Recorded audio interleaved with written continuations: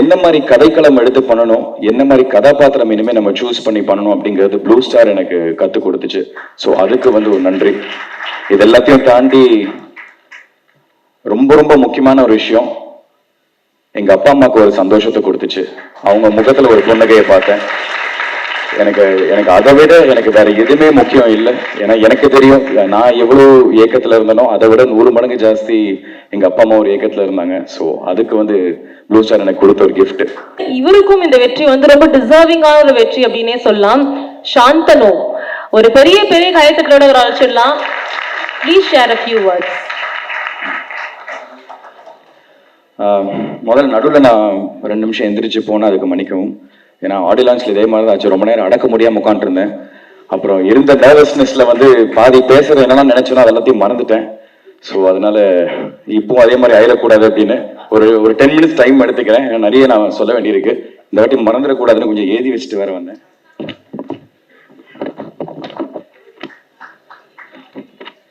இல்லை முதல்ல பிருத்வி சொன்ன மாதிரி தான் அதே ஜேர்னியில் தான் நானும் இருந்திருக்கேன்.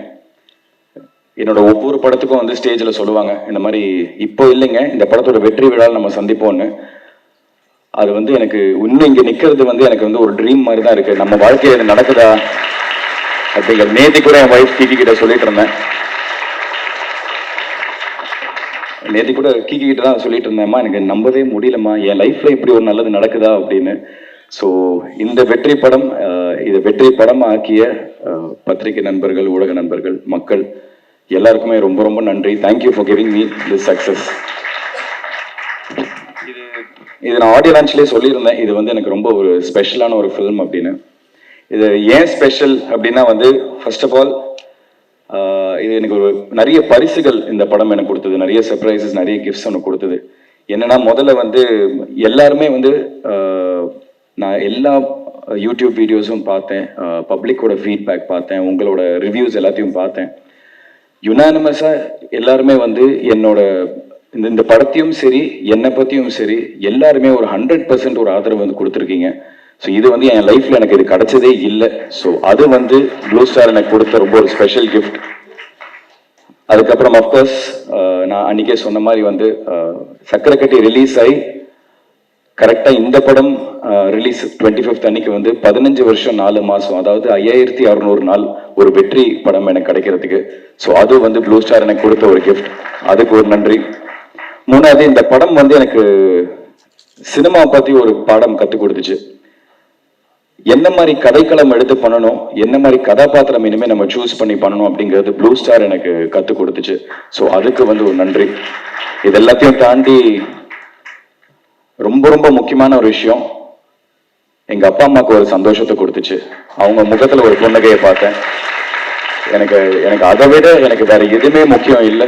ஏன்னா எனக்கு தெரியும் நான் எவ்வளவு ஏக்கத்துல இருந்தனோ அதை விட 100 மடங்கு ஜாஸ்தி எங்க அப்பா அம்மா ஒரு ஏக்கத்துல இருந்தாங்க. ஸோ அதுக்கு வந்து ப்ளூ ஸ்டார் எனக்கு கொடுத்த ஒரு கிஃப்ட்.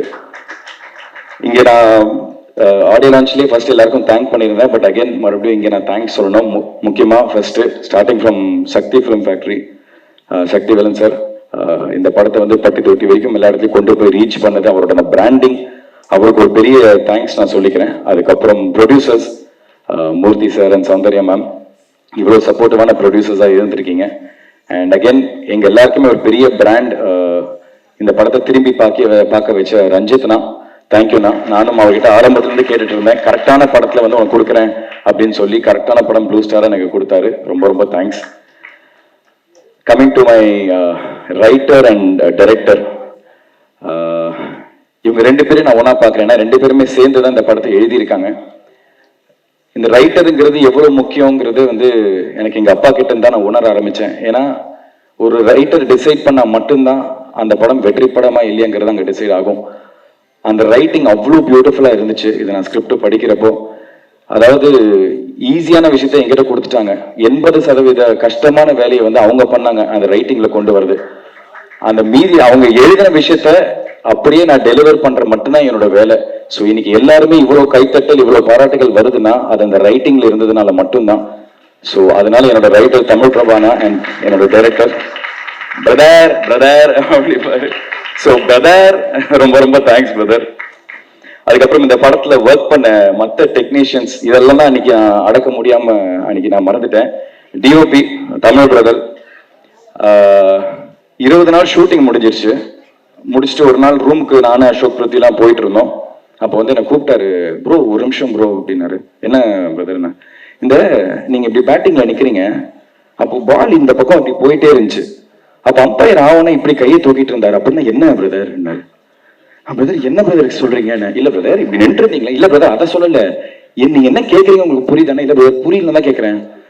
உங்களுக்கு கிரிக்கெட்டை பத்தி ஏதாவது தெரியுமா பிரதர்? பிரதர் சுட்டு போட்டா எனக்கு வராது கிரிக்கெட்டு, அதோட ஏபிசிடியே தெரியாது, எனக்கு பிடிக்கவும் பிடிக்காது. யாராச்சும் கிரிக்கெட் ஆடிட்டு இருந்தாங்கன்னா அங்க போய் பாலை திருடி உள்ள போய் ஒளிச்சு வச்சிருவேன், மேட்ச் ஓடிச்சுன்னா பிளக்க பிடிக்க விட்டு வந்துடுவேன். ஏங்க இல்ல பிரதர் என்னமோ தெரியல. அப்படி எப்படி பிரதர் இந்த படத்துல கமிட் ஆனீங்க கிரிக்கெட் போடணும்னு? இதை சொன்னா எனக்கு கமிட் பண்ண மாட்டாங்க பிரதர், அதான் சொல்லாம மறைச்சிட்டேன் அப்படின்னாரு.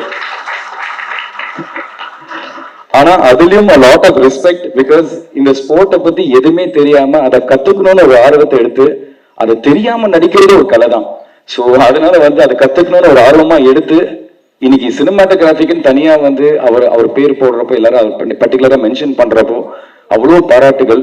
சோ அவருக்கு என்னோட நன்றி. ஏன்னா எவ்வளவு ஷாட்ஸ் எனக்கு தெரியும், அந்த ஒரு ஹெவியான ஒரு கேமரா வந்து தோல்ல போட்டு ஃபுல்லா ஹேண்டில் வந்து ஷாட்ஸ் ஹேண்டில் பண்ணியிருந்தாரு. அது ரொம்ப ரொம்ப கஷ்டம். சோ வாழ்த்துக்கள் தமிழ் ப்ரோ. எடிட்டர் செல்வா, அதாவது கிட்டத்தட்ட எனக்கு தெரிஞ்சு ஃபர்ஸ்ட் ரா ஃபுட்டேஜ் எடுத்துட்டு போய் அவங்க டம்ப் பண்றப்போ ஒரு 20 மணி நேரம் ஃபுட்டேஜ்னு நினைக்கிறேன். அவ்வளோ பெரிய ஒரு ஃபுட்டேஜை வந்து, ஏன்னா அவ்வளோ கிரிக்கெட் மேட்சஸ் விளையாடி இருந்தோம். ஸோ அவ்வளோ பெரிய ஒரு ஃபுட்டேஜை வந்து ஒரு 3 மணி நேரத்துக்குள்ள சுருக்கி அதை என்கேஜிங்கா இன்ட்ரெஸ்டிங்கா மக்களுக்கு கொண்டு போய் கொடுத்துருக்கீங்க. ரொம்ப ரொம்ப தேங்க்ஸ் பிரதர். அண்ட் ஃபர்ஸ்ட் வந்து என்னோட ஃபீட்பேக் செல்வா அவர்கிட்ட இருந்தான், இந்த படம் வந்து எல்லாருக்குமே ஒரு பெரிய படமா வரும் அப்படின்னு. ஸோ ரொம்ப நன்றி பிரதர்.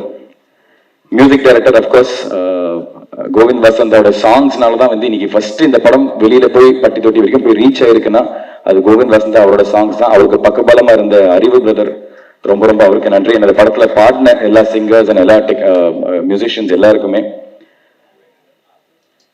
அசிஸ்டன்ட் டைரக்டர்ஸ் அங்கிங்கன்னு வந்து மாடு மாதிரி ஓடி ஓடி அலைஞ்சு அந்த ரோட்ல பிளாக் பண்ணி ஒருத்தர்கிட்ட கண்ட மேனிக்கு திட்டு வாங்குறது, அதெல்லாத்தையும் கேட்டு சிரிச்சு தேங்க்யூங்க அப்படின்னு சொல்லிட்டு அந்த திட்டெல்லாம் வாங்கிட்டு எங்களுக்கு அவ்வளவு தூரம் ஓடி ஓடி வேலை பார்த்தாங்க. ஏன்னா ஒரு சின்ன ஆம்பியன்ஸ்ல நடக்கிற படம் இல்ல, ஒரு ஜியாகிரபியை பேஸ் பண்ணி அவ்வளவு பெரிய இடத்துல வச்சு எடுக்கிற ஒரு படம்.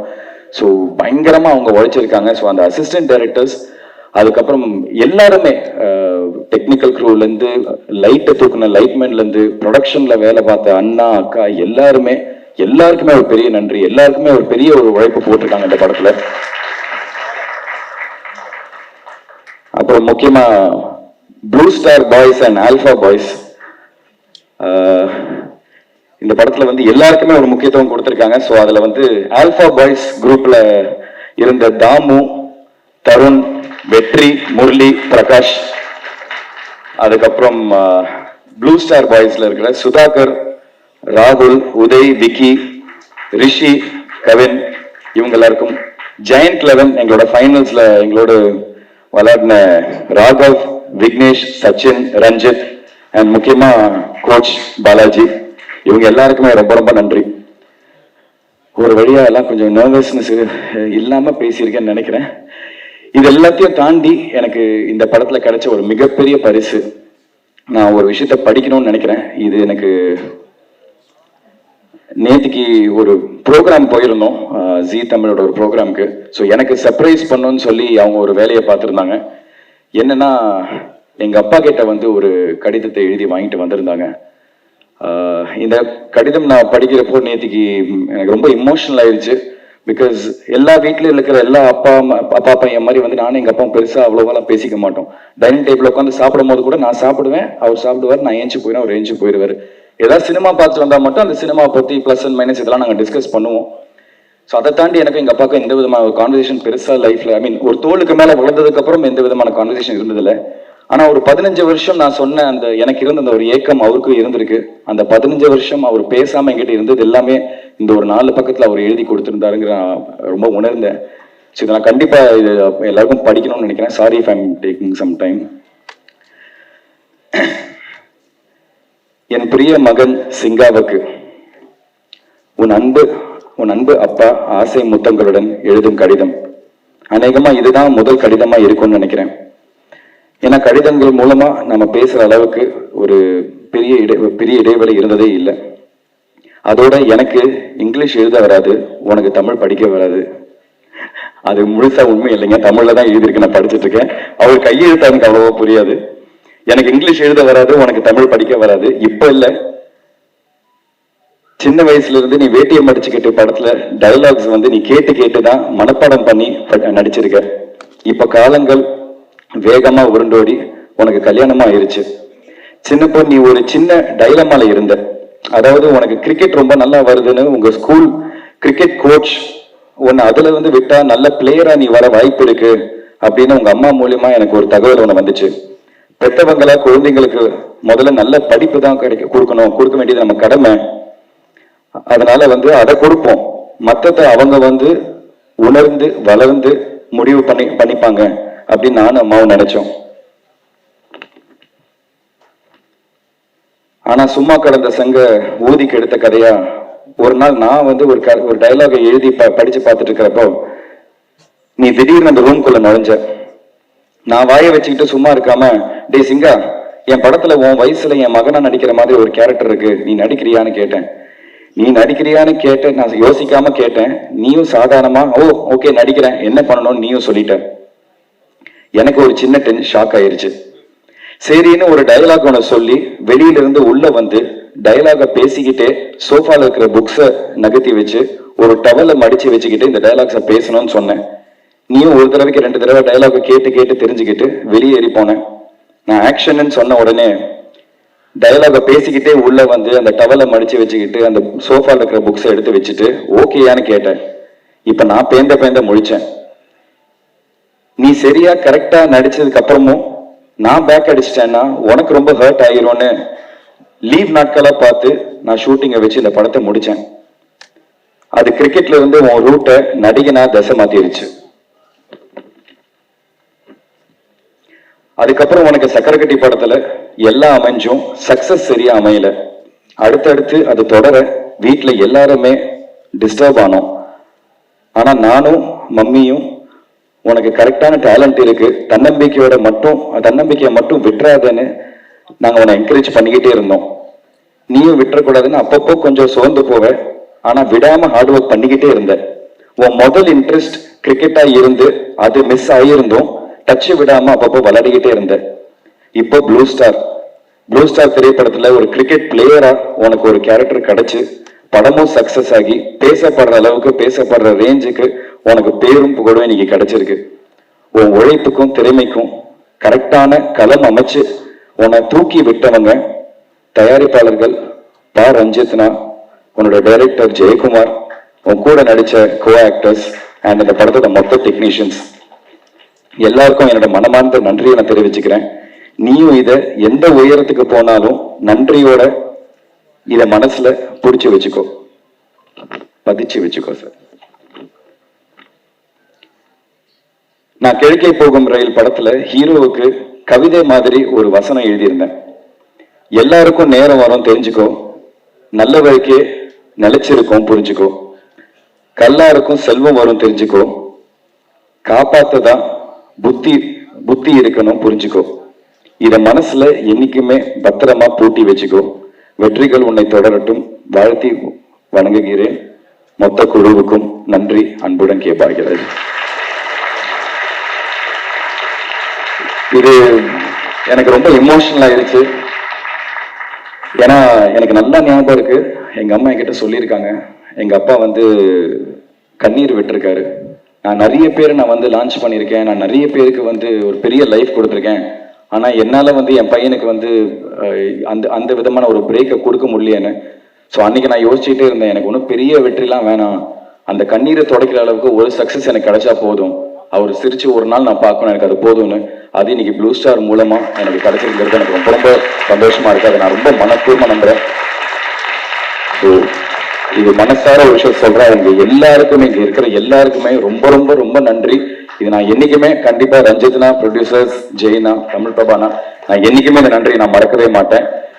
பேசணும்னு நினைச்சேன், இவ்வளோ மனசுக்குள்ள நிறைய விஷயங்கள் இருந்துச்சு, அதனால தான் இவ்வளவு நேரம் டைம் எடுத்துக்கிட்டேன். ரொம்ப சாரி. பத்திரிகை நண்பர்கள் எல்லாருக்குமே ரொம்ப நன்றி, மக்களுக்கு ரொம்ப ரொம்ப நன்றி. பெருந்தன்மை பாசத்தினால வந்து ஒரு சக்சஸ் போதும் அப்படின்னு நினைச்சாரு. பட் இதோட ஸ்டார்டிங் இன்னும் மேலும் மேலும் நிறைய சக்சஸ் வந்து சாந்தனு வந்து சேரணும்னு சொல்லிட்டு ஒரு கங்க்ராச்சுலேஷன் சாந்தனு உங்களுக்காக.